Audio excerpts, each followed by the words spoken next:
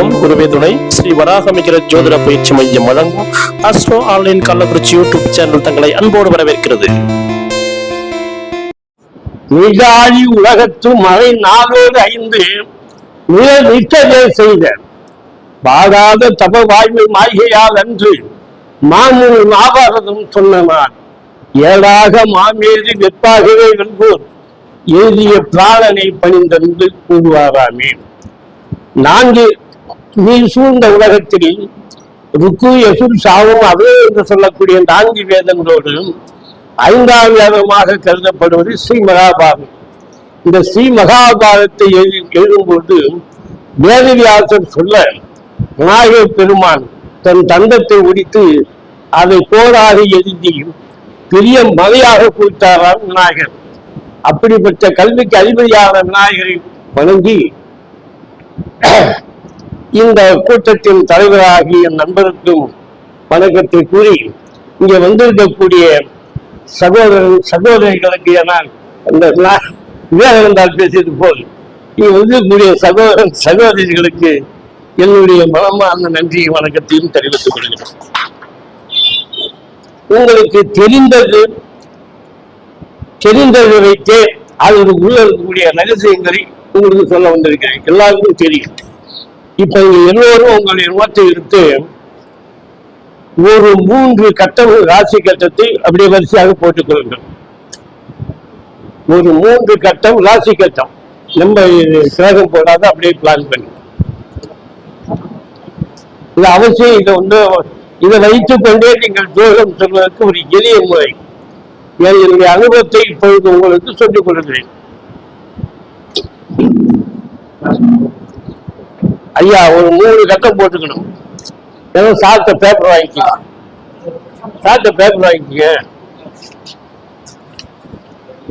3 கட்டம் ராசி கட்டம் போட வேண்டும்.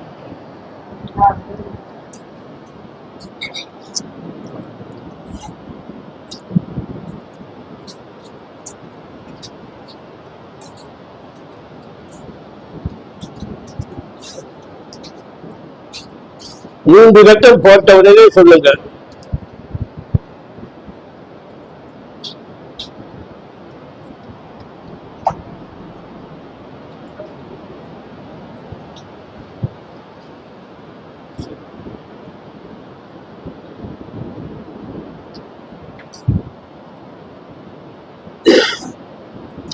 இதுக்குள்ள நான் காப்பி எடுத்து கொடுத்துருக்கலாம். அப்படின்னால ஈஸியா இருக்கும்.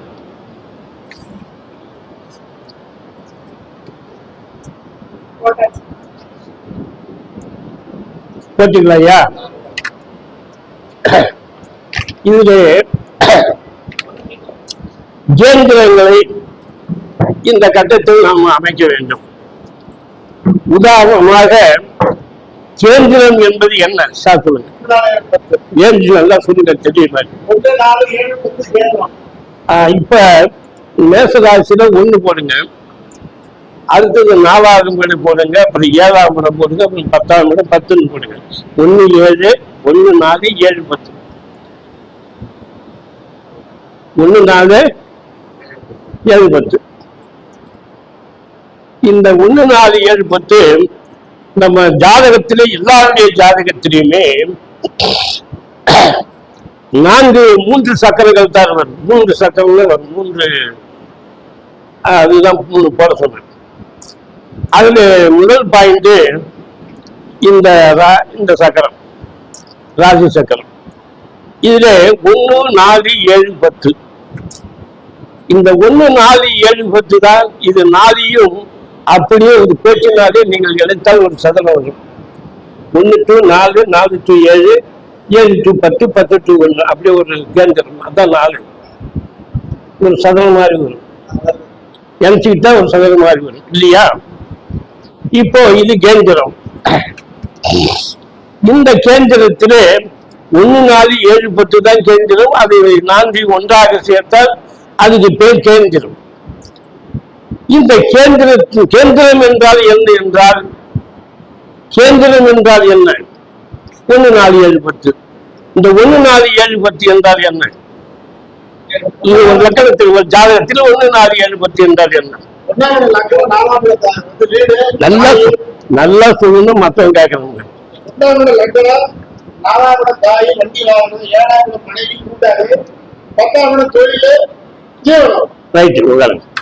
Very good. அவரை நான் எம்ஏ பிஏ படிச்சிருக்காங்க, பிஹெச் வரைக்கும் படிச்ச ஒரு பெரிய பெரிய ஜோசியர்களுக்கு நான் பாதநாசம் விட்டேன் ஆரம்ப பாடம். அப்ப அது கேண்டல் என்றால் என்ன? 1 4 7 10. இந்த 1 4 7 10 என்றால் 1 தான் நம்முடைய உயிர், 4 தான் வாழ்க்கை வசதி, 7 தான் மனைவி, 10 தான் தொழில். 1 4 7 10.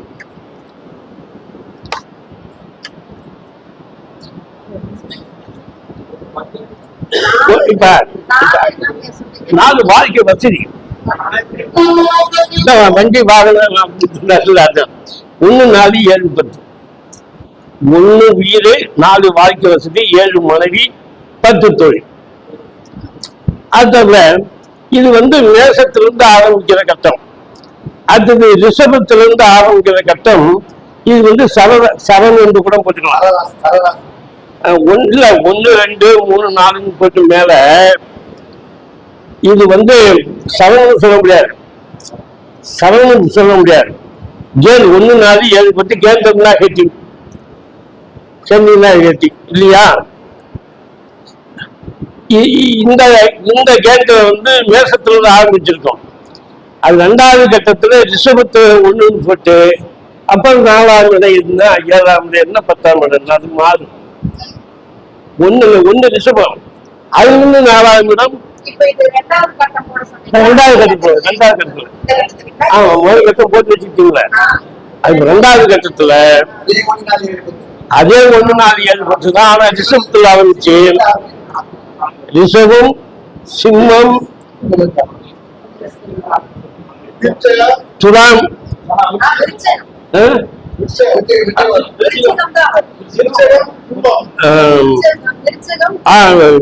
முதல்ல ரிஷபம், சிம்மம், விருச்சகம், கும்பம்.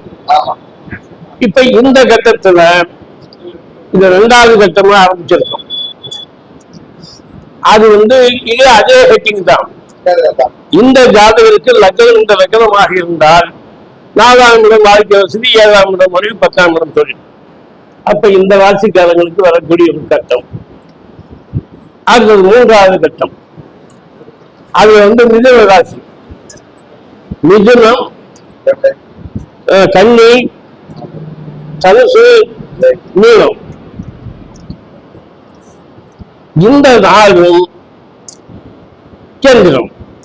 இது 1 4 7 10. இது 1 உயிர், 4 வாழ்க்கை வசதி, 7 மனைவி, 10 தொழில். அப்போ இந்த 3 கட்டக்காரர்களுக்கு 1ஆம் இடத்துக்குடைய கிரகம் சரி 3 போட்டாச்சு. 3 போட்டிருக்கலாமா? ரைட்டு. இது 3க்கும் ஒரு பொதுவான படம் தான் இப்ப பேசணும்.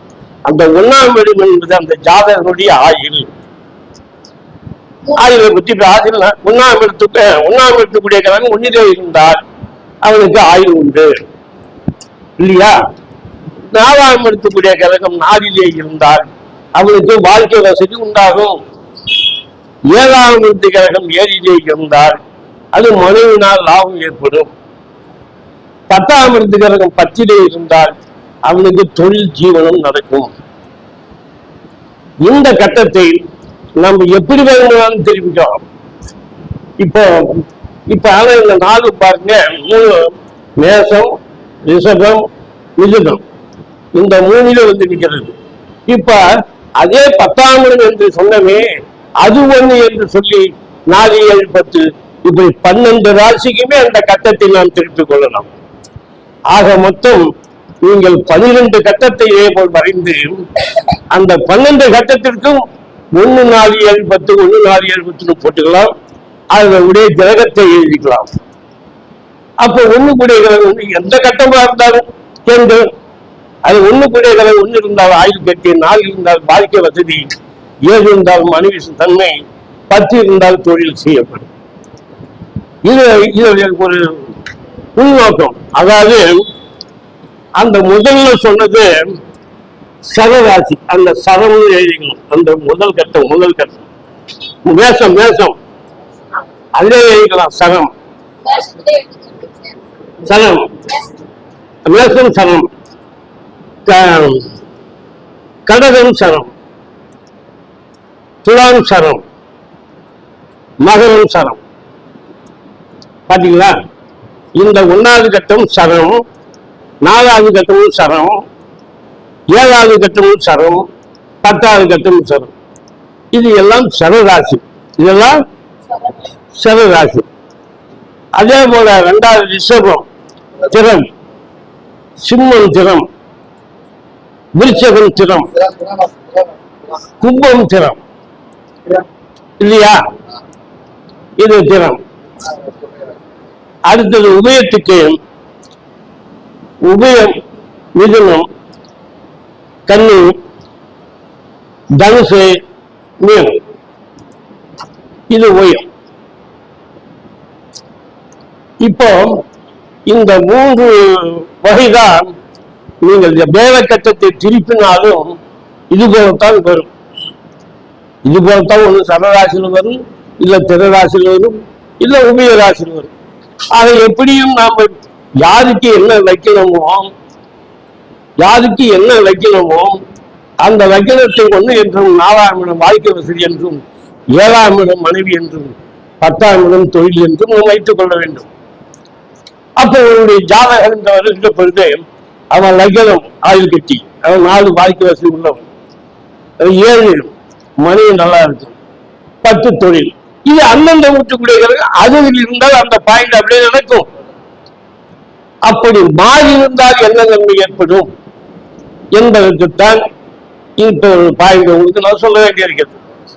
இப்ப இந்த 1 4 7 10 எந்த வைக்கிறவா இருந்தாலும் 1 உயிர் என்றும், 4 வாழ்க்கை வசதி என்றும், 7 மனைவி என்றும், 10 தொழில் என்றும் நாம் தெளிவாக தெரிந்து கொள்ள வேண்டும்.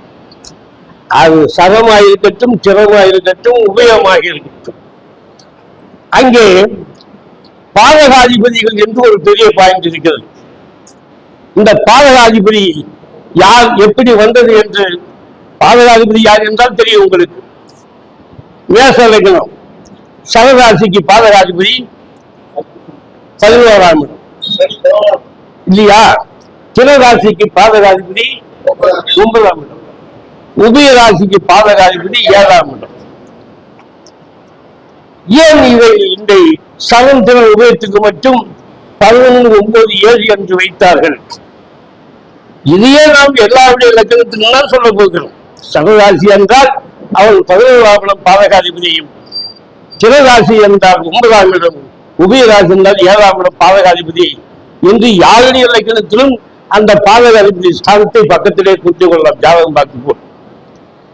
அப்ப இந்த ஜாதகத்துக்கு அந்த வீட்டில் இருக்கக்கூடிய கிரகம் திசையை நடந்தால் அவனுக்கு கண்டிப்பாக பாதகம் இருக்கணும். அதான் பாயிண்ட். அதான் பாயிண்ட். அதனாலதான் இந்த பாயிண்ட் உங்களுக்கு கொடுத்தா நீங்க அதை வந்து பிரிச்சு நீங்க தெளிவா பேசலாம். ஆனால் இப்ப எந்தெந்த கிரகம் நான் எந்த ராசிக்கு சொல்லணும் அவர்கள் அதிலே இருக்கும் பொழுது கண்டிப்பாக அந்த திசையில் நன்மை செய்யும். அப்படி மாறி இருந்தால் என்ன நன்மை செய்யும் என்பதுதான் ஜாதகத்திலே கொஞ்சம் தெளிவாக நாம் தெரிந்து கொள்ள வேண்டும். அதுக்கு நீங்கள் எழுத வேண்டிய அவசியம் இல்லை. நான் சொல்வதை கொஞ்சம் கேட்டுக்கொள்ளுங்கள். அது உங்க புக்கத்தை நீங்க படித்திருப்பீர்கள், அதனால அதை போய் பார்த்து தெரிந்து கொள்ளலாம். எந்த புக்கிலையும் அது இருக்கும். எது இப்ப சொல்லக்கூடியது. இப்போ 1வது வீட்டுக்காரன் 1லே இருந்தாலும் என்ன, 2லே இருந்தாலும் 3லே இருந்தாலும் எல்லா புக்கிலையும் இல்லையா? ஆனா இங்க நான் சொல்ல போறது அந்த 1ஆம் இடம், 4ஆம் இடம், 7ஆம் இடம், 10ஆம் இடம் இதுக்குள்ள கிரகங்கள் அப்படி மாறி இருந்தால் என்ன என்பது இந்த கேந்திரத்தின் மூலமாக நாம் தெரிந்து கொள்ள வேண்டும். எப்படிங்க? மற்ற இடத்துக்கு 1ஆம் வீட்டுக்கு என்ன 3 என்னங்கிறது உங்க புக்கில் இருக்கு. அதை நீங்க பார்த்து எல்லாத்தையும் தெரியாது தெரிந்து கொள்ளலாம். இதைதான் அந்த புக்கில் நான் தெளிவாக இருக்கிறேன். என்னுடைய ஜோதிட புத்தகம் அதுவும் பல இடத்துல வித்து கொண்டிருக்கிறது. அதை 2 போஸ்டர் நான் தூக்கிட்டு ஒன்று தான் எடுத்தாங்க. அதோட போன் நம்பர் நீங்க இப்படி எழுதிட்டா எனக்கு நீங்க பே பண்ணீங்கன்னா நான் புக்கு உங்களுக்கு கூரியர் சர்வீஸ் வீட்டுக்கு வந்துடும். மெட்ராஸ் கேரளா வரைக்கும் போயிருக்கு இந்த புக்கு. அதுலேயே கூட அட்ரஸ் இருக்கு புக்கில். இது சிறுவில் அது எதுக்காகன்னா இப்போ உங்களுக்கு அந்த புக்கு விற்கிறதுக்காக கஷ்டப்பட்டு அந்த மாதிரி எழுதிருக்கிறதால அது உங்களுக்கு பயன்படும் என்று சொல்லுகிறேன். சரி, இப்போது நீங்க அந்த ஏன் பாதகாதிபதி எப்படி எடுத்தாங்க அப்படின்னா, மேச லக்னத்துல தான் எடுத்திருக்காங்க. மேச லக்னத்துக்கு 6ஆம் இடம் யாரு? கன்னி. அதிலிருந்து 6ஆம் இடங்கிறது கும்பம். ஆக மேச லக்ன 6ஆம் இடத்துக்கு சரியில்லாத கட்டத்துக்கு மறுபடி திருப்பி 6ஆம் இடம் வந்து கும்பம் ஆகிறது. அதனால்தான் இந்த மேச ராசிக்கு கும்பம் பாதகாதிபதி. அதே போல ரிஷப ராசிக்கு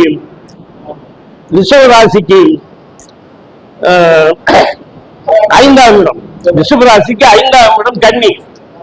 எல்லாம் மேசத்தில் பக்கத்தில் தான். ரிஷப ராசிக்கு கன்னி வந்து 5ஆம் இடம். காலதேவனுக்கு 6ஆம் இடத்தை தான் எடுக்கணும். அப்ப ரிஷப ராசிக்கு அந்த காலபுருஷனுக்கு 6ஆம் இடமாக வருவது கன்னியில். அந்த கண்ணிலிருந்து மறுபடியும் ஒரு 5ஆம் இடத்தை சொன்னால் எது வருது? மகரம். அது எத்தனாம் இடம்? 9ஆம் இடம். அதனால்தான் திர ராசிக்கு 9ஆம் இடம் பாதகாதிபதி. இது வந்து எப்படி வந்ததுங்கிறதுக்கு தான். ஏன்னா நாம் பாட்டு பாதகாதிபதிங்கிறீங்க. அது எப்படி மேசத்திலிருந்து காலபுருஷன் எடுத்திருக்கான். காலபுருஷன் வந்து 6ஆம் இடத்துக்கு வந்தா 6லிருந்து மறுபடியும் 6 இடத்த 11. ரிஷபராசிக்கு 5ஆம் இடம் கன்னி. அந்த கன்னி வந்து 5ஆம் இடம்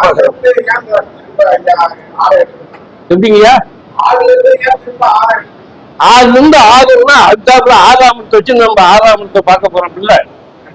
அது அதாங்க 6ஆம் இடத்துக்கு மறுபடியும் 6 எடுக்குன்னு கேக்குறீங்களா? அப்புறம் நம்ம 6ஆம் இடத்தை வச்சு 6ஆம் இடத்துக்குரிய கிழமை போய் 6 இருந்தா நன்றி சொல்லுவீங்களா? அதான் பாதுகாப்பு.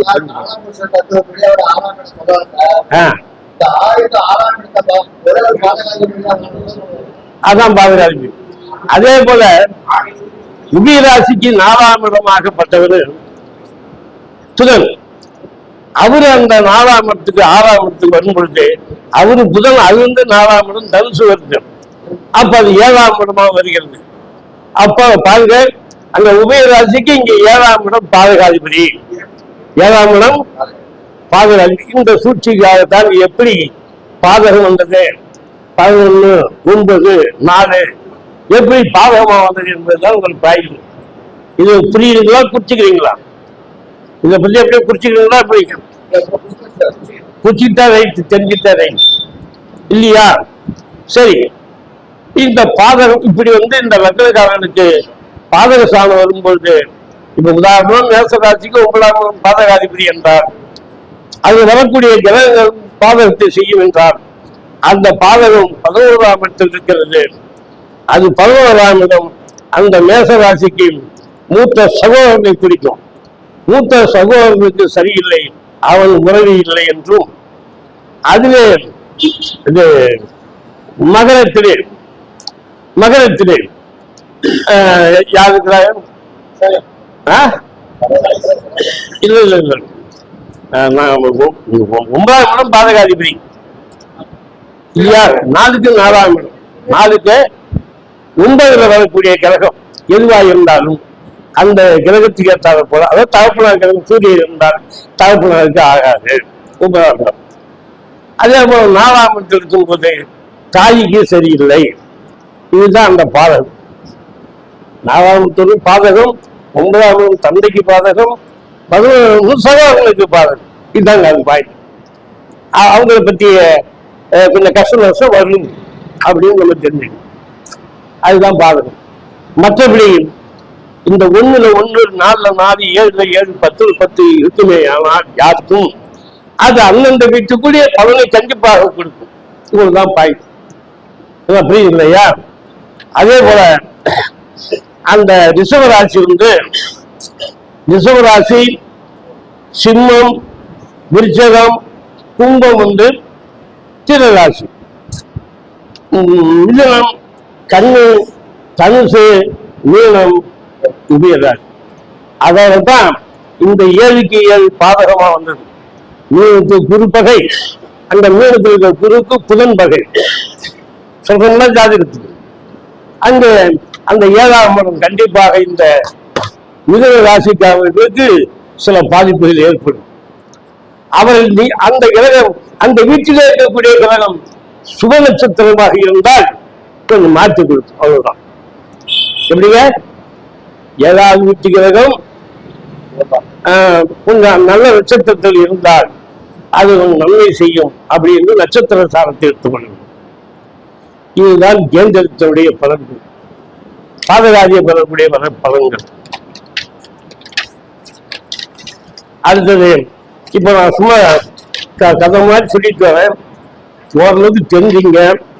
இதுல முக்கியமா 1, 4, 7, 10 கிரகங்கள் 7ஆம் இடத்திற்கு வருகிற பொழுதுதான் கொஞ்சம் கஷ்டங்களை கொடுக்கும். மனைவி ஸ்தானத்தினால், கணவன் ஸ்தானத்தினால், கணவனாக ஏழு எடுத்தாலும் மனைவியாக ஏழு எடுத்தாலும் அந்த 1, 4, 7, 10 கிரகங்கள் இந்த 7ஆம் இடத்தில் வருகிற பொழுதுதான் இந்த கணவனுக்கும் மனைவிக்கும் கஷ்டங்கள் பிரச்சனைகள் உண்டாகும் என்று சொல்லுகிறார்.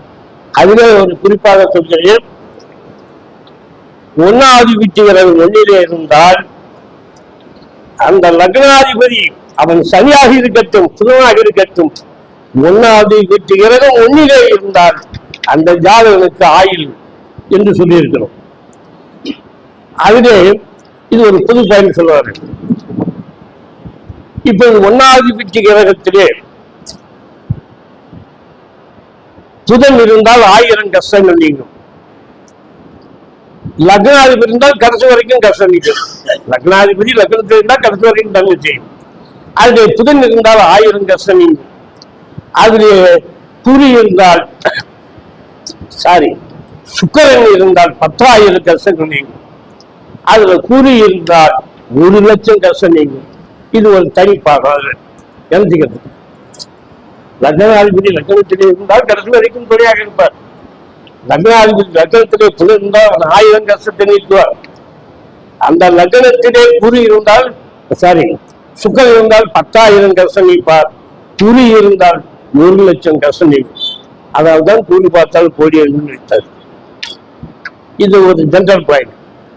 அடுத்த பாயிண்ட், 1 இருந்தால் அவனுக்கு ஆட்சி உச்சம் பெற்றிருந்தால் அவனுக்கு பூரண ஆயுசு சுகமான வாழ்க்கை உண்டாகிவிட்ட 1 அவர் 4லே போய் இருந்தால் 1ஆம் இடத்துக்குரிய 4லே இருந்தால் தாய் அன்புள்ளவன், தாயுடைய ஆதரவு உள்ளவன், வீடு மாடு கன்று பால் பாய்க்கும் எல்லாமே ஏற்படும். 1ஆம் வீட்டுக்கு 4க்கு போனான். அடுத்தது 7க்கு போனால் 1வது வீட்டுக்கு லக்னாதிபதி 7க்கு போனால் அவன் ஆணாக இருந்தால் கர்வம் பெற்றவன், கர்வம் இருக்கும். பெண்ணாக இருந்தாலும் கர்வம் இருக்கும். அப்படி மாத்திக்கணும். கர்வம் இருக்கிறவன், ஊர் சுற்றுவான். ஆனால் பெண்கள் மூலம் சொத்து ஏற்படும், அல்லது ஆண்கள் மூலம் சொத்து ஏற்படி. அதாவது 1ஆவது வீட்டுக்கு 7ஆவது வீட்டில் இருந்தாலும் கஷ்டம் சொன்னேன். அதான் 1ஆவது வீட்டுக்கு பச்சிலை இருந்தால் அவன் ஜீவன படம் உள்ளவன், தொழில் வசதி உள்ளவன், மாளிகை போன்று வீடு கட்டி வாழ்வான். மாளிகை போன்று கட்டளை போட்டான். அப்ப 1ஆவது வீட்டுக்காக 7 போலதான் மனைவிக்கு கொஞ்சம் எதிர்பார்க்க இருக்கும். அது 4ஆவது வீட்டுக்கு 4லே இருந்தால் அவன் சகல வசதிகளும் பங்களா போன்ற வீடு கட்டிடுவான், வாழ்வான். 4ஆவது வீட்டுக்கு 1 இருந்தால் 4ஆவது வீட்டுக்கு 4லே இருந்தாலும் சகல வசதியும் பெற்று வாழ்வான். மனைவிக்கு அடிமையாக இருப்பான். வீடு மாற்றி வாழ்வான். 4ஆவது வீட்டுக்கு 7க்கு போனால் வீடு மாற்ற வேண்டிய நிலைமை, மனைவிக்கு அடிமை. அடுத்தது 10க்கு போனால், அதாவது 4ஆம் இடம் 10க்கு போனால் வாழ்க்கை வசதி, வீடு வாசல் மாடு பங்களா போன்ற வீடு கட்டி வாழும். இந்த 7ஆம் இடம் ஒண்ணுதான். மீதியெல்லாம் ஓரளவுக்கு தெரிஞ்சுக்கிட்டு இந்த கிரகம் இந்த வீட்டுக்கு போனா இப்படி இருக்கு, நல்லா இருக்குமா அப்படின்னு சொல்லணும். அடுத்தது 7ஆவது வீட்டு கிரகம் லக்னத்தில் இருந்தால், அதாவது ஆண் ஜாதகத்திலே பெண் ஜாதகம் லக்னத்திலே இருந்தால் அவன் ஜீவனத்துக்கு வழிகாண மாட்டான். 7ஆம் கிரகம் லக்னத்துக்கு வந்தா கொஞ்சம் பெண் வீட்டுல வசதி இருக்கும். அதனால இவன் வசதி ஜனம் மட்டும் ஜாலியா இருப்பான். ஆனா பெண்ணினால் சுகம் அனுபவிப்பான். அடுத்தது 7ஆவது வீட்டு கிரகம் 4லே இருந்தால் கொஞ்சம் குடும்ப பொறுப்பு உள்ளவன், குடும்ப சந்தோஷமாக வாழும். நான் 7வது வீட்டு கிரகம் 7க்கு வந்தால் மனைவி வீட்டில் அடிமையாக இருப்பான், மனைவினால் நன்மை ஏற்படும். அதான் மனைவி வீட்டுல போய் அடிமையா இருப்பான், மனைவி நன்மை ஏற்படும். 7வது வீட்டு கிரகம் 7க்கு போனான். 7வது வீட்டு கிரகம் 10க்கு போனால் மனைவினால் சொத்துக்கள் சேரும், ஆடை ஆபரணங்களும் நடக்கும். அடுத்தது 10வது வீட்டு கிரகம் 1ல் இருந்தால் தொழிலாதிபதி லக்னத்தில் வரும் பொழுது அவருக்கு சொத்து சுகம், உயர் பதவி, கல்வி வசதிகள் எல்லாம் ஏற்படும். 10ஆம் இடம் கிரகம் 1ல் வந்தால் அவன் கல்வி இருப்பாங்க, பல பாயிண்ட் இருக்குங்க. எஸ்ஐ வச்சுட்டா 10 கூடிய கிரகம் 1 இருக்குன்னா அவன் படிப்பான்டா. அப்ப 2ஆம் இடத்துக்கு பார்க்கறது, லக்னாதிபதி பார்க்கறது. அப்புறம் 10ஆம் இடத்துக்கு லக்னத்துக்கு வந்தாலே அவன் படிப்பான், அவன் வேலையும் கிடைக்கும். அடுத்தது 4ஆம் இடத்துக்கு போனால் அவன் மதிப்புள்ள வீடு, வண்டி, வாகனமா வாங்குவாங்கலாம் 10வது வீட்டுகள்.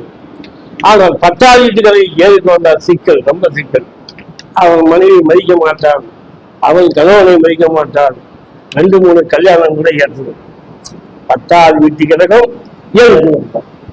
அவன் 10வது வீட்டு கிரகம் 10ல் இருந்தால் 2 பேருக்குமே, ஆனால் பெண்ணுக்கும் பெண்ணால் ஆணுக்கும் சமமான வாழ்க்கை, உயர்வும் இல்லை தாழ்வும் இல்லை, இருவரும் சமமான ஒரு வாழ்க்கை வாழ்வார்கள் என்று சொல்லுகிறான். இதை வைத்து 1, 4, 7, 10 வைத்து இவ்வளவு விஷயங்களை நாம் பேசலாம். இந்த ஓரளவுக்கு படிச்சு மெமரி பண்ணிட்டா சரி.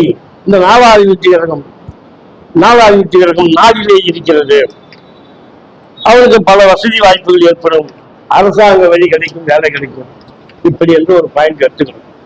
இதுதான் கேந்திரத்தினுடைய 1, 4, 7, 10 கேந்திரத்தினுடைய அந்த கிரகங்கள் அதிலே இருந்தால் உண்மை.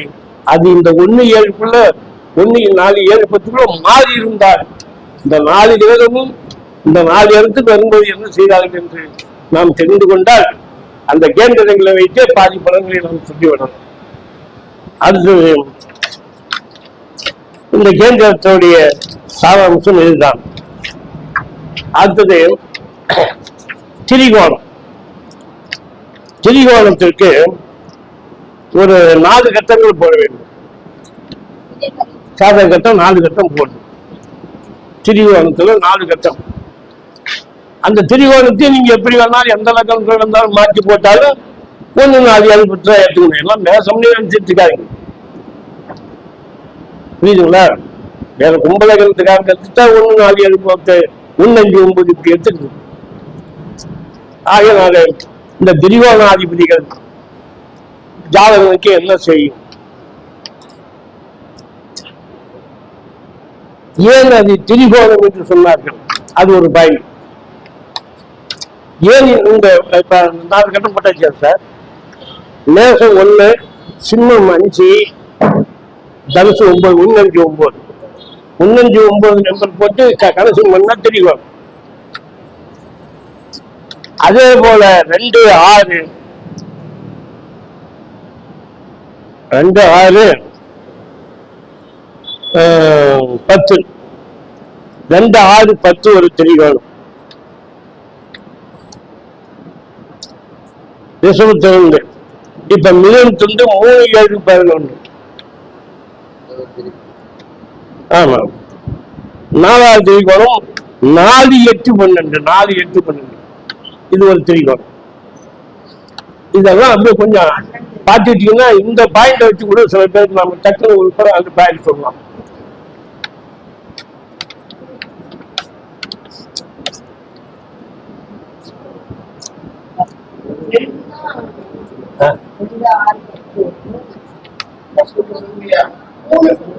மூணுதா? 3, 7, 11. 3, 7, 11. அப்புறம் 4, 8, 12.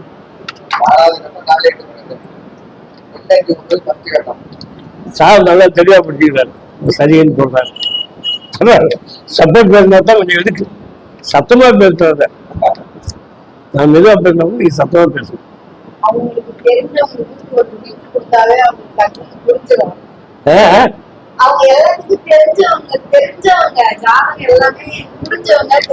அதான் சொல்றேன்.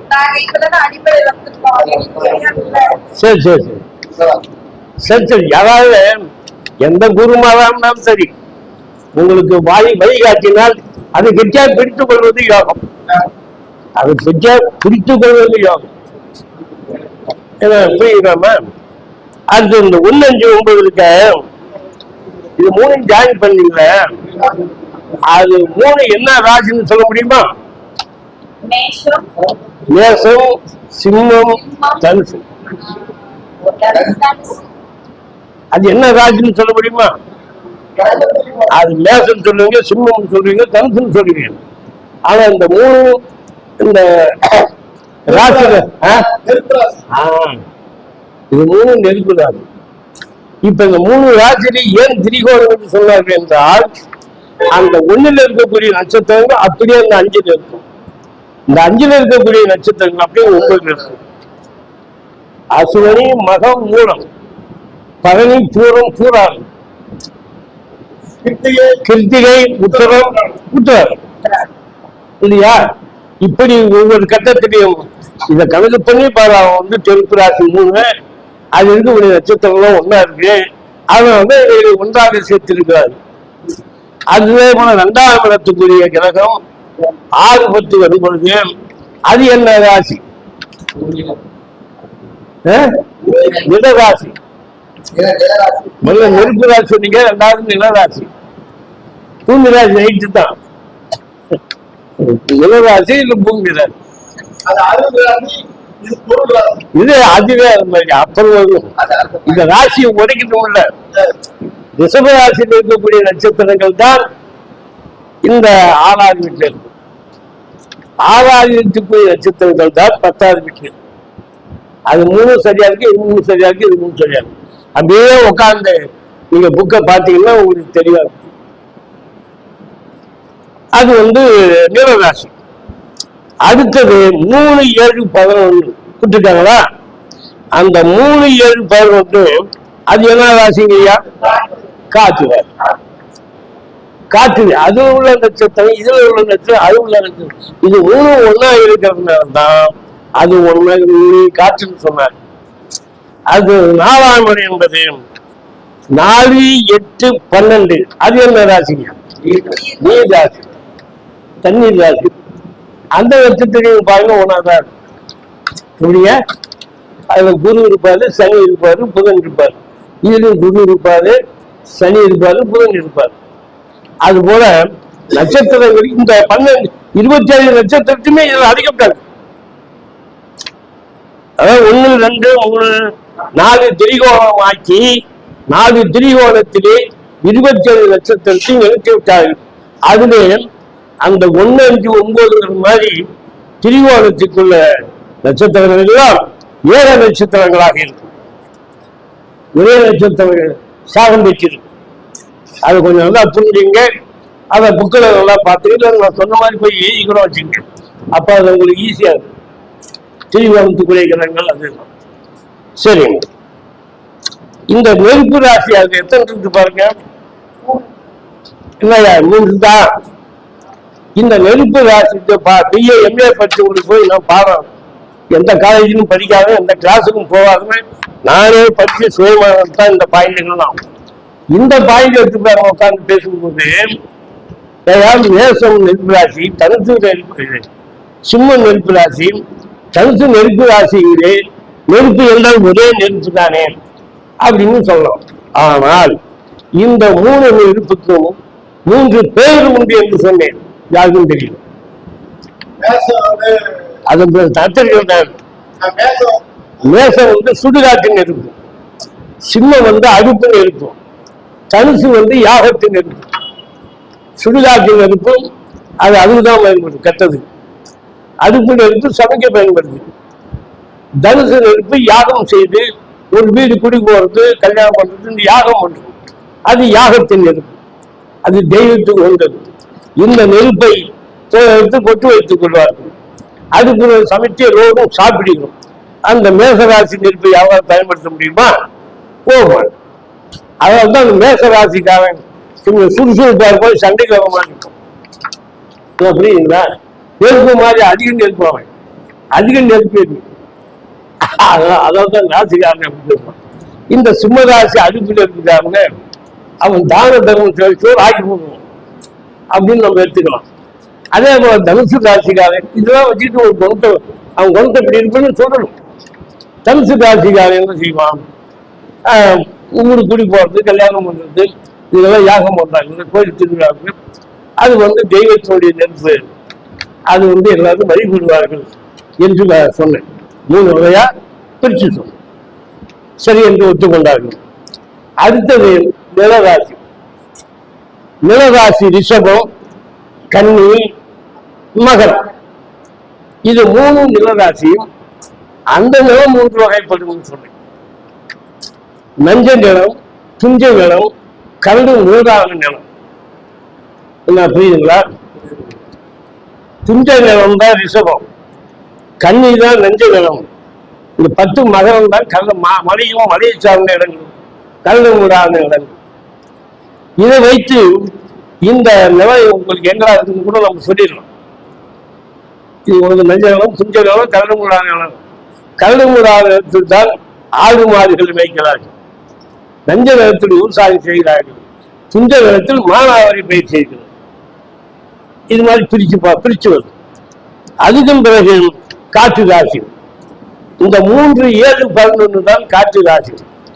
காற்று ராசி என்றால் காற்று மட்டும் இல்லை, ஆசை அதிகம். ஆசை அதிகம் உள்ளவங்க தான் இந்த ராசிக்காரன். 3 ஆசை வரும், 7 நிமிஷம் மனைவி ஆசை வரும், அப்புறம் 11 லாபம். எதுக்காவது ஆசைப்பட்டு லாபம் சம்பாதிக்கும். இப்படி ஒரு கணக்கு. அதனால இந்த 3ஆம் ராசிக்காரன் எப்படி இருப்பாங்கன்னா, அது காற்று ராசி. அதாவது காற்று ராசியில 3 வகை. மேலே போற காற்று, கீழே வர காற்று, மேலையும் கீழையும் செல்லக்கூடிய காற்று. இப்போ மழை பாருங்க, கீழே இருந்து காற்று மேல போய் மேல இருந்து தண்ணியா கீழே வரும். அது போல நம்ம சுவாசிக்கிற காற்று பிராணவாயு, வெளியே விடக்கூடிய காற்று ஆக்சிஜன் வாயு. அதனால பிராணவாயு, ஆக்சிஜன் வாயு மேலையும் கீழையும் செல்லக்கூடிய காற்று என்று சொன்னேன். அதுக்கும் பிறகு இது எதை குறிக்கும் என்றால் ஆசை. இந்த 3ஆவது வீட்டுக்கார ஆசைக்காரன் 7ஆம் இடத்துல போவான். கம்சன், தரகு, ஏஜென்ட், சினிமா நடிக்கிற, அரசியல்வாதி, இது ஆசை பிடிச்ச அவையில அந்த ராசியா இருக்கும். 7ஆம் இடம் துலா ராசி. துலா ராசி வியாபாரம் பண்ணக்கூடியவன். வியாபாரத்தின் மூலம், மனைவின் மூலம், உறவினர்கள் மூலம், சொந்தக்காரன் மூலம் லாபம் சம்பாதிக்கக்கூடியது. 11ஆம் இடம் லாபம். சகோதரர் மூலமா மற்ற மூத்தவர்கள் மற்றும் பெரியவர்களிடத்திலே ஆசை காட்டி அவர்களுக்கு அந்த ஆசை மூலமாக பொருள் சேர்ப்பார். இது ஆசை காட்சி என்பது ஆசை ராசி. அடுத்தது 4, 8, 12 என்பது 4, 8, 12 நீர் ராசி. நீர் ராசி. இந்த நீர் ராசி 3 வகைன்னு சொல்லியிருக்கிறார். அவங்களுக்கு பாருங்க, அது என்னன்னு கேட்டா ஆற்று நீர், ஊற்று நீர், கடல் நீர். கடகம் ஆற்று நீர், விருச்சகம் ஊற்று நீர், நீளம் கடல் நீர். இதை வைத்துக் கொண்டே தொழிலையும் சொல்லலாம் என்று அவர்களுக்கு சொன்னேன். ஆற்று நீர் விவசாயம் செய்கிறார்கள், ஊற்று நீர் போட்டு தண்ணி வைத்து குடிக்க பயன்படுத்துகிறார்கள். கடல் நீர் மீன் பிடிக்கவும், கப்பல் ஓட்டும், படகட்டும் அதை நம்ம பயன்படுத்துகிறார்கள்.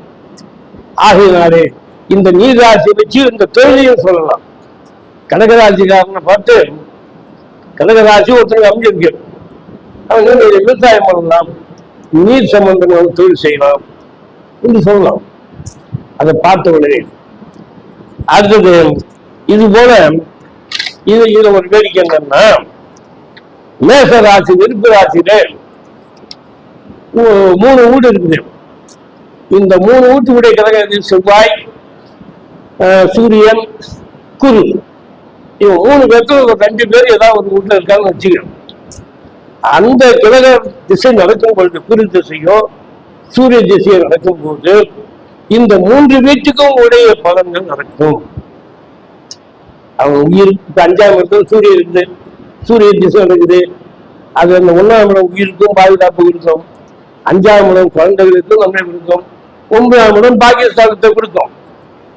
அந்த ஒரு வீட்டுல இருந்து ஒரு திசை இருந்தாலும் கூட இது 3 வச்சுட்டு 1ஆம் வருது இல்லையா? அதனால இந்த பலன்கள் எல்லாம் சேர்ந்தே நடக்கும். ஒரு வீட்டுல இருந்து ஒரு கிரகம் இருந்தால் இந்த 3 வீட்டுக்கும் நன்மை இருக்கணும். ஆனா அந்த 3 வீட்டுக்கு சம்மந்தப்பட்டவனா இருக்கணும். அதே போல நிலராசிக்காரர்களுக்கும் 2 வருமானம், 6 வருமானம், 10 தொழில். இதில் யாராவது ஒருத்தர் பலம் பெற்றிருந்தால் அந்த தொழில் மூலம் 2ஆம் இடமும் 6ஆம் இடமும் 10ஆம் இடமும் பலம் பெறும். அதுபோல காற்று ராசியில் இருக்கக்கூடியவன் அவன் ஒரு ஏஜென்ட் தரவு வேலை பண்றப்ப அவனுக்கு 3ஆம் இடம், 7ஆம் இடம், 11ஆம் இடத்தின் மூலம் அவனுக்கு நன்மைகள் நடக்கும். ஒரு கிரகத்தில் இருந்து அந்த வெள்ளம் போயிட்டாங்கன்னா அப்புறம் 7ஆம் இடம் கொண்டாட்டி வந்து அப்புறம் 10ஆம் இடம் தோணுங்க. இப்படி அதே போல 4, 8, 12 இது 4 வாழ்க்கை விஷயம் கொடுக்கும். இருந்தாலும் இந்த 8ஆம் இடம் 12ஆம் இடம் பாதிப்பு இருப்பதால் அதுல நஷ்டங்களும் வரும், கஷ்டங்களும் வரும். எதோ செலவுகள் போக மீதி இருக்கும். சம்பாதிப்பது அது சம்பாதிப்பது ஒரு வீடு, செலவு 2 வீடு வரும். அதனால இது செய்த வருமானம் வரும், செலவு வரும். அது அந்த ராசி. அது இதே போல அந்த நீர், நிலம், காற்று, தண்ணீர் ஆகிய இந்த திரிகோண ஆதிபதிகள் யாராவது ஒரு திரிகோணத்தில் கிரகம் இருந்தால் அது மற்றவர்களுக்கு நன்மை நடக்கும் அப்படின்னு தெரிஞ்சுக்கணும். அதனால இந்த பாயிண்ட் உங்களுக்கு ஓரளவுக்கு அந்த மூணு கட்டம் போட்டு அது ஒரு கிரகம் திசை நடக்கும் போது பார்த்தா இப்போ தான் இருக்கும். எனக்கு இப்போ எல்லா திசையும் முடிஞ்சிட்டு சூரிய திசை. எனக்கு இப்ப சுக்கர திசை முடிந்து சூரிய திசை ஆரம்பித்து இருந்து கொண்டிருக்கிறது. இப்போ எனக்கு 80 வயசு முடிஞ்சு 81 ஆகுது. இது 81 தான் இப்ப சூரிய திசை ஆரம்பம். இது மொத்தம் 6 வருஷம் இருக்கு.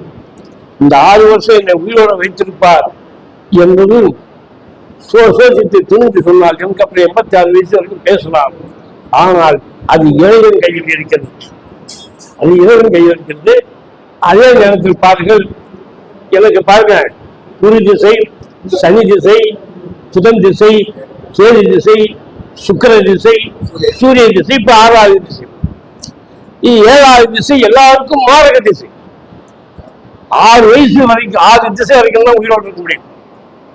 7வது திசையிலும் உயிரோடு இருக்கிறீர்கள் என்றால் 120 வருஷம் வர வேண்டும் என்றால் 7வது திசையில் ஒரு பாதியாவது அவர்கள் ஜாதகம் பலம் பெற்றவர்கள் தான் அவர்கள் பேசணும்.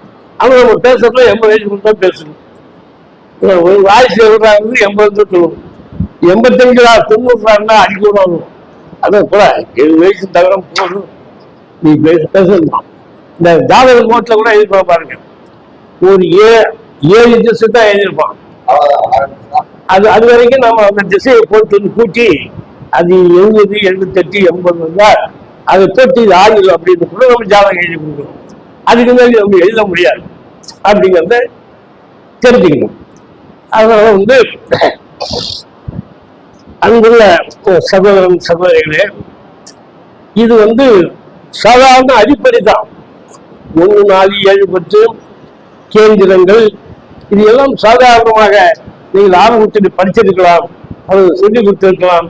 இப்ப அது உள்ள இருந்த விஷயங்கள் தான் கொஞ்சம் நோன் கேட்டிருக்கிறேன். அது இன்னமும் நிறைய செய்யணும். எப்படி செய்வாங்கன்னா, இப்ப நெருப்பு ராசின்னு இருக்குது. இந்த நெருப்பு ராசியிலே இருக்கக்கூடிய கிரகம் அது எதுவாக இருந்தாலும், இது ஒரு பாயிண்ட். நெருப்பு ராசியில இருக்கக்கூடிய கிரகம் எதுவாக இருந்தாலும் அது தான தர்மம் செய்யக்கூடிய சுத்தி அவனுக்கு வந்து. நெருப்பு ராசியிலே கால்புக்கு பாட்டன் அவன் தான தர்மம் செய்வான். அதே போல மனைவி சுக்கிரன் அந்த பொண்ணு தான தர்மம் செய்யும். இந்த தான தர்மம் தான் இந்த நெருப்பு ராசிகள். இதுல மற்ற கிரகங்கள் இருந்தால் அவங்களுக்கு தான தர்மம் செய்யணும் முறை எண்ணம் உள்ளவர்கள். அதாவது அந்த 1, 5, 9 ஃபர்ஸ்ட் எடுத்தாங்க. 1 லக்கணக்காக 5 பிள்ளைங்க 9 பூரிக்கும். அவங்க எல்லாமே அந்த தான தர்மத்தை செஞ்சவங்க தான். அந்த குடும்பம் நேர்மையாக இருக்கும். அதுல எந்த கிரகங்கள் உட்கார்ந்தாலும் இந்த நெருப்பு ராசிக்குள்ள செயல்பாடுதான் அவர்கள் செய்வார்கள். அதே போல நிலராசிக்கு ஒரு கிரகம் போய்விட்டால் அது எந்த கிரகமா இருந்தாலும், இப்ப குருவே நிலராசியில் உட்கார்ந்துருக்கான், அவன் உழைச்சுதான் சம்பாதிக்கணும். ஒரு கலெக்டரா இருக்கலாம், அது பெரிய ஆபீசரா இருக்கலாம், கூலிக்காரனா இருக்கலாம். ஆனா எல்லாரும் நிலராசிக்கு வந்தா உழைப்பு.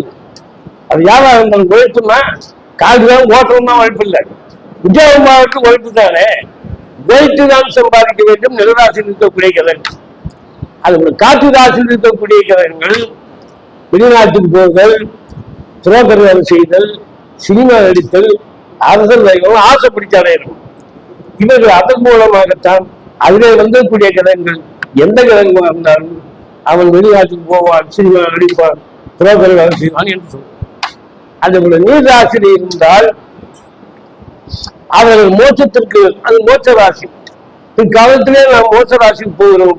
அதற்குள் பிள்ளைகளுக்கும் நமக்கு தேவையானது சேர்த்து வைப்பார்கள். அது எந்த கிரகம் இருந்தாலும் அந்த கிரகம் நீர் ராசியில் இருந்தால் அவர்கள் பிற்கால வாழ்க்கைக்கு ஏதாவது சேர்த்து வைப்பார்கள். ஆக எந்த கிரகமும் பாருங்க எல்லாத்தையும் போட்டு பின்னி பேர் சேர்த்திருக்கான். எந்த ராசிக்கு போனாலும், நிலராசிக்கு போனாலும், காற்று ராசிக்கு போனாலும், நீர் ராசிக்கு போனாலும் எல்லா கிரகமும் அந்த தன்மையின் மூலமாகத்தான் நாம் வேலை செய்ய வேண்டும். இப்ப இதுக்கு உதாரணம் சொல்லிடுறோம். இப்ப நெருப்பு ராசி தானதம் செய்வதால் இப்ப ஒரு மனிதன் எந்த வகையில் பிழைப்பான் என்பது ஒரு கேள்வி, பெரிய கேள்வி. உங்களுக்கு கேள்வி, எந்த வகையில் பிழைப்பான்? தர்ம ராசியாக இருந்தால் அவன் தர்மம் செய்யும் எண்ணத்தில் தங்கிட்ட இருக்கிறத உதவி செய்வான், அல்லது மற்றவர்கிட்ட வசூல் பண்ணி கொண்டு வந்து அவர்களுக்கு ஒரு சாப்பாடு ஆக்கி போட்டு உதவி செய்வான். அப்ப அவனை போறத பார்த்துட்டு அவன் யாராவது போறது வரலாம், என்னப்பா என் கணக்கு ஒரு நாளைக்கு ஆக்கி போட்டு 1000 ரூபாய், ஒரு மூட்டை அரிசி தரேன். அப்புறம் அவங்க கொடுக்கறத என்ன பண்றான், ஆக்கி மற்றவங்களுக்கு உதவி செய்யறான். அப்ப தானம் செய்வதால் மற்றவர்களும் புண்ணியம் பெறுகிறார்கள். அதன் மூலம் இவனும் பிழைக்கிறான். அதை இவர்கள் திரும்பவும் சாப்பிட்டுக் கொண்டு வாழக்கூடிய வழி செய்கிறான். அதே போல நிலராசியில் இருப்பவர்கள் யாரா இருந்தாலும் உழைத்துதான் சம்பாதிக்க வேண்டும். காற்று ராசியில் இருந்தால் அப்படி, நீர் ராசி இருந்தால் அப்படி. அதுக்குரிய தன்மைக்கேற்ற தொழிலை செய்துதான் அவர்கள் பிழைப்பார்கள் என்று அந்த நீர் நில காற்று நீர் ராசிகள் பற்றி அதிலே வருகிறது. இன்னும் எத்தனையோ உள்ள அதிலிருந்து நோக்கி இருக்கலாம். அதற்கு இப்ப தேவை. இது ஓரளவுக்கு தெரிந்து கொண்டாலே 1 4 7 பார்த்துட்டு 2 பாயிண்ட் சொல்லலாம், 1 5 9 பார்த்து சொல்லலாம். அடுத்தது 1ஆவது வீட்டுக்கிறவங்க எந்த இடத்துல அப்படி, 4ஆவது வீட்டுக்கிறவங்க அப்படி. அது அது மற்ற எல்லா கிரகத்துக்கும் அந்த பாயிண்ட் வரும். 1 குடை கிரகம் 12 வீட்டில், 2 குடை கிரகம் 12 வீட்டில், 3 குடை கிரகம் 12 வீட்டில் அப்படி. அடுத்தது ஒரு வீட்டிலே உதாரணம் மேற்கராசியிலே சூரியன் தான் எப்படி, சந்திரன் தான் எப்படி, அந்த 9 கிரகத்தையும் அதிலே போட்டு எப்படி பேசலாம். அந்த விளக்கத்தான் அந்த புக்கு. கிரகங்கள் 12 வீட்டில் இருந்தால் எப்படி, கிரகங்கள் மற்ற 12 வீட்டுக்கு போனால் எப்படி என்ற விளக்கங்கள் கொடுத்திருக்கிறேன். மற்றும் திசா புத்தி பலங்களும் சொல்லியிருக்கிறேன், யோகங்கள் எழுதியிருக்கிறேன். இது ஒரே பாயிண்ட். அசவர்க்கம் என்று ஜாதகத்திலே ஒரு கணித முறை இருக்கிறது. அந்த அசவர்க்க கணித முறை பெரிய கஷ்டம் கிடையாது, கொஞ்சம் சுலபமான பாடம் தான். அந்த ஒரு பாகத்தை நீங்கள் தெரிந்து கொண்டாலே ஜோடத்தை அப்படி கட்டன்னு கருதிட்டு இருக்கிறது. அதுக்கு எந்த விதமான இந்த மாதிரி கேந்திரம் தெரியணும் இதெல்லாம் கூட பார்த்துட்டு இருக்க நேரமானாலும் அது ஒரு நாளைக்கு அந்த பாடத்தை நடத்துகிறேன். சார் ஒரு போர்டு ஏதோ வாங்கிட்டு வச்சு அந்த அசவர்க்கம் என்ற கணித முறையை கற்றுக்கொண்டால் ஏதோ எனக்கு தெரிஞ்சதை உங்களுக்கு சொல்லிக் கொடுத்தா அது உங்களுக்கு பயன்படும். அந்த பாடம் நடத்தும் பொழுது நீங்கள் தவறாமல் அந்த பாடத்தை கவனித்தால் சும்மா கொஞ்சம் ஒரு 2 மணி நேரம் நல்லா கவனிச்சா அந்த கணக்கு ஈஸியா வந்துடும். அது தலைவிதி அப்படியே நிர்ணயிச்சிடும். ஒரு புருஷன் எப்படி இருப்போம், மனைவி எப்படி இருப்போம், பிள்ளை எப்படி இருப்போம், கூட்டாளி எப்படி இருப்போம், அடிச்சு போயிட்டே இருக்கும். மனைவி எந்த திசையில் வரும், எந்த திசையில படிக்கலாம், எந்த திசையில வீட்டுல வாசப்படி அதையும் பேசும். மனைவி எப்படிப்பட்டவா வருவான். இவ்வளவு விஷயம் அந்த அசவர்க்க கணிதப்படி இருக்கிறது. அதுக்கு வாய்ப்பு இருக்குமானால் அது ஒரு நாளைக்கு கிளாஸ் இருக்கு என்று கூறிக்கொண்டு இந்த பாடத்தில் ஏதோ ஒரு தெரிந்த வரைக்கும் எடுத்துக்கொள்ளுங்கள், தெரியாது போய் ஆராய்ச்சி பண்ணி கேட்டுக்கொண்டு உங்கள் அனைவருக்கும் சார்ந்த வணக்கத்தை